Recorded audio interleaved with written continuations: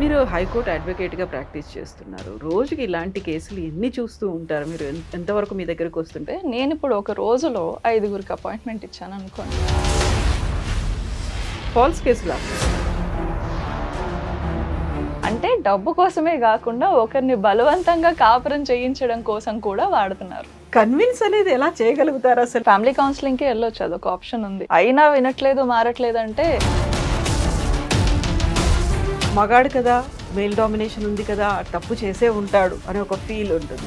Wrong చేసినటువంటి incidents ఏమున్నాయి మీ దగ్గర? డూ యూ రియలీ థింక్ ఒక ఇలాంటి మెంటల్ అండ్ మెడికల్ స్టేజ్ ఉన్న పర్సన్ ఇంకొకరిని సెక్షువల్గా హెరాస్ చేయగలరా? అది ఫాల్స్ కేస్ అని ఒకవేళ రుజువైతే ఫస్ట్ ఇతను బయటకు వస్తాడు.